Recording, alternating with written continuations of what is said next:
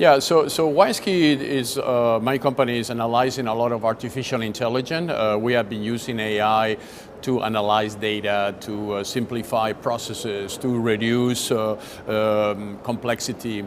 And in that study, we realized that the way you code algorithms is very important because you can bring your own bias into the algorithm, and the algorithm can start to do things that you don't want the algorithm to do.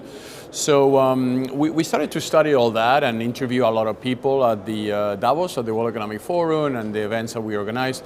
And we came with the conclusion that there is a need for creating some kind of watchdog on AI. And the book, what it does is basically raises the issue on how the human, the transhuman code, the man that is evolving into a transhuman, will need to be integrated into this new AI algorithm. So the code is the human code, is our emotions, the things that are unique to humans, the way we process things, that they need to be included into the AI algorithm. So basically AI for the moment, what they do is to analyze what humans do, and what we want the AI to analyze what a human is. Because by respecting humans, we will ensure that humans can continue to be in control. Otherwise, those very powerful algorithms will basically replace us, and this is not at all the objective, obviously. Yes and no. I think if we do it as we have done it in the past with many other dangerous technology, you know, because the world is full of dangerous technology like nuclear weapons, like biochemicals, then could destroy us also if we let the biochemical weapons to be used by anybody. Or so AI is a weapon, you know, and if we weaponize AI and we go against people and countries, this could be very dangerous. But if we do the same thing, we did it on traditional arms into AI, and we put monitoring systems, and we make standards, and we create a watchdogs, then we'll analyze the code to make sure that the code is clean against any activity against humans, then we will use AI in the same way we use other complex technologies without destroying us. Yeah. But if not, yes, we should be afraid if that doesn't happen. If combined, can be very, very dangerous and very complex for any person to understand. So you need to use international standards, international organizations, people that they are there to regulate, and you need some regulation on it. It cannot be just do whatever you want and pay the consequences of it. I mean, banks are an analog structure of the pre-digital age, you know, so Fintech is the digital version of this analog version, which is the bank, you know, the brick and mortars, the walls, the safe, the notes, the paper, the bonds, the loans, all that is now being digitalized. So Fintech offers to the bank the possibility to reinvent themselves. You don't need to lose the bank, because a bank is a trusted, and the trust needs to be there with the bank, because again, for the same reason, you cannot trust anybody or anyone. In the same thing happens with Fintech. I mean, a Fintech startups cannot have the same trust level than your national bank or your major bank.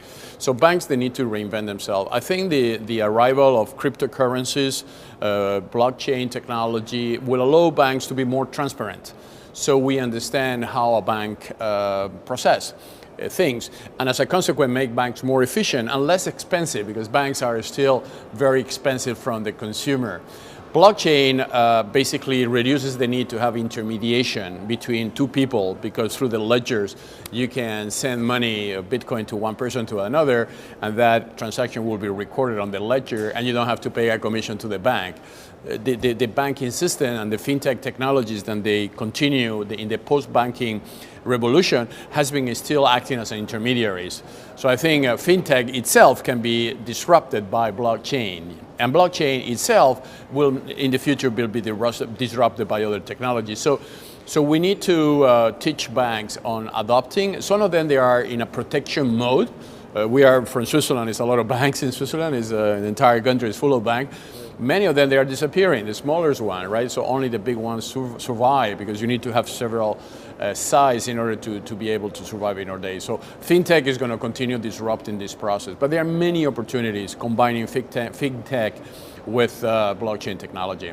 So I think what is going to happen is that the convergence of technology is accelerating. We are like we were in the Middle Age when mathematics, engineering, Leonardo da Vinci is going to be actually 500 years old this year. And so 500 years ago, there was a convergence of architecture, design, mathematics, geometrics that created the Middle Age revolution.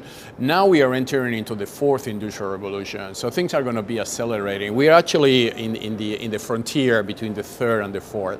So what is going to change is that humans are going to be less in control of everything we do. We're going to need to use those very powerful agents, then they are going to help us to become more effective in the things we do. So we're going to improve our efficiency.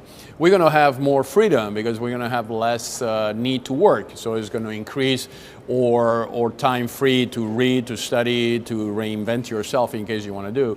It's going to be also more collaborative because we are bringing more people into the digital economy. The idea is to bring 6 billion people with digital identification so they can contribute. We're going to be using AI to anticipate things that is going to happen. So we're going to be able to solve many complex issues like cancer, like sickness, and we don't know yet how to solve it. With this algorithm, we're going to be able to do so. And the machines are going to be very present in our life. I think in 10 years' time, there's going to be a total disruption. When we are in the full fourth industrial revolution, I think many of the processes that we know, like normal processes, are going to disappear and are going to be replaced by digital process. People will have a different need to find a job. You will not have a job. You will have tasks. And companies will buy you to become a consumer. So they will pay your studies, they will pay your house, and they pay your car, provided that you only consume with them during your entire lifetime.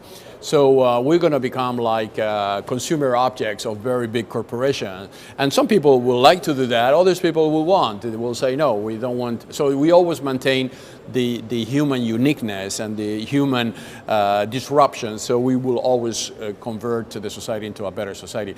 I think I am very optimistic. There are people that are very pessimistic about where we are going. I think we are optimistic, provided that we don't lose the human center, which is the entire subject of the book. Then the human needs to be in the center of gravity.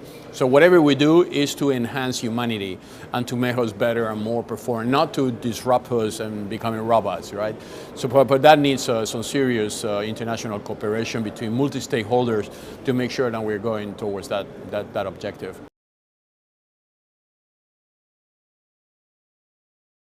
Yes, Poland, first of all, the organizers are bringing the subject that I am studying, which is the human in the center of gravity on the internet. So I was attracted by the focus of the event. Poland is a future country for technology. I think Poland has all the ingredients to make a very sophisticated hub on technology, especially when we call algorithmic technology. And I was very curious to also meet companies here that they are developing technology, because that's what WISEKEY does, partners with European companies, and we take that technology and we make it international available to our clients. I think, I mean, I participate in a lot of conferences, and the model, I think, is still humans needs to meet personally. We have even studied the effectiveness of doing a WhatsApp communication or a Skype call versus meeting. And even if you are in a very sophisticated video conference facility, meeting a person, the human contact is very important. So that's what I say today in my presentation. Conferences will still survive on the fourth industrial revolution. I think what will change is the model on how you engage people.